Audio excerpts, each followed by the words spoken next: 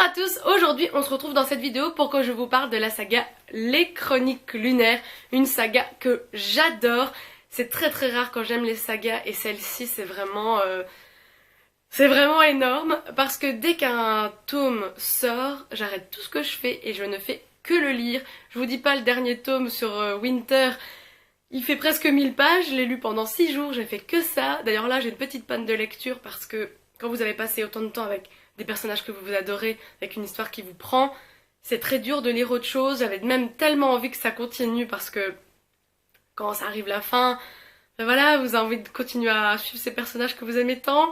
Et comme vous l'avez compris, je vais revenir sur chaque tome, éventuellement pour les gens qui ne connaissent pas cette saga. C'est une saga sur des réécritures de contes. Le premier Cinder, c'est sur Cendrillon, le deuxième Scarlet sur le petit chaperon rouge, Cress, le troisième sur Réponse et le dernier Winter sur Blanche-Neige. Et on a un préquel entre Cress et Winter sur la reine Levana dans l'histoire, je vais vous expliquer. Et donc le premier tome se passe dans un futur assez proche, on est après la 4e guerre mondiale, la technologie a évolué, on a des droïdes, les gens peuvent avoir une main mécanique, la Terre a colonisé la Lune et les gens qui habitent sur la Lune, les lunaires, ont développé des pouvoirs. Ils ont un magnétisme, ils peuvent manipuler des gens, même se créer une autre apparence. Et à la tête de la Lune règne la méchante reine Levana. Et donc notre Cendrillon dans l'histoire c'est Cinder, une jeune cyborg, elle a un bras et un pied mécanique parce qu'il lui est arrivé un petit accident qui l'a amené à être comme ça. Et donc en fait elle va être mécanicienne à la charge de sa méchante belle-mère et de ses 2 sœurs.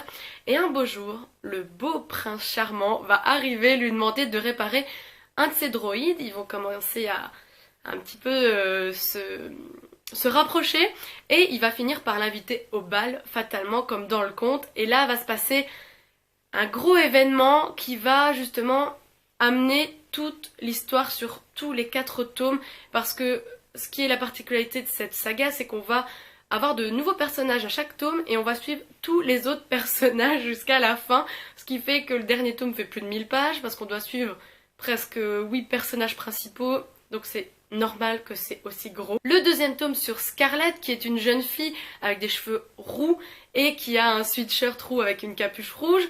Elle vit en France avec sa grand-mère, elle tient une ferme et là va arriver un loup qui est en fait un lunaire qui fait partie de l'armée de la reine, de la méchante reine, qui va se rebeller contre cette autorité et ils vont aussi se rapprocher. On retrouve également Cinder qui est accompagné de Thorn, qui est un capitaine d'un vaisseau volé. Il m'a fait beaucoup penser à Han Solo, le côté drôle, sarcastique, loser, lover. Vous voyez vraiment le personnage de Han Solo, c'est Thorn. Et donc Scarlet et Cinder vont être amenés à se rencontrer et à poursuivre l'aventure ensemble. Dans le 3e tome, ici sur Réponse, qui est Cress, une jeune fille lunaire qui est une coquille. Alors chez les lunaires, on a aussi des personnes qui n'ont pas de pouvoir, on les appelle les coquilles. Et c'est vrai que la reine Levana est plutôt méchante avec eux. Et là, Cress habite dans un satellite autour de la Terre, ce qui fait penser à la tour de Réponse.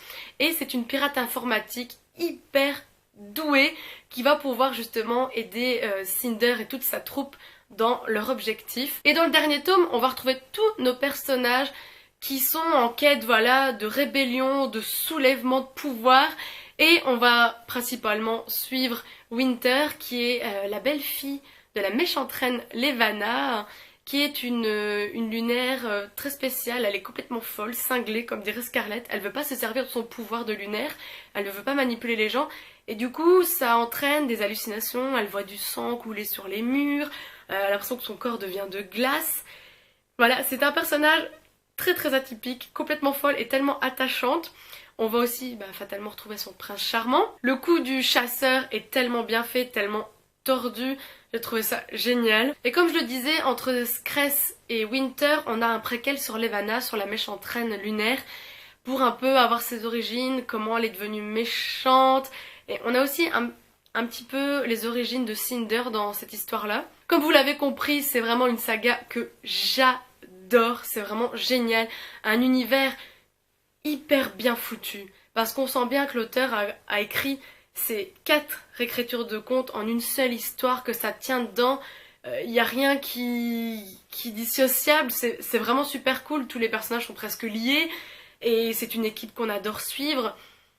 Voilà, si vous êtes fan de Disney et de contes, je suis sûre que vous l'avez peut-être déjà lu, ou vous passerez peut-être pas à côté parce que c'est au top. Et on termine la vidéo sur le concours. Pocket Jeunesse vous offre 5 tomes de Winter, donc le dernier.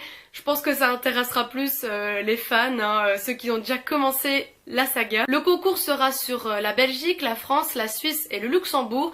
Et la seule condition, c'est de remplir le questionnaire en barre d'infos. Et comme d'habitude, j'annoncerai les gagnants sur ma page Facebook d'ici une semaine. Voilà, c'est tout pour la vidéo. J'espère que vous lirez les chroniques lunaires.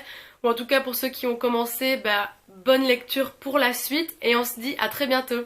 Salut! Bonjour à Trousse. Vas-y, parle, Manu. Continue, parle. Non, il pleut. Ça va faire du bruit. Et voilà. Salut.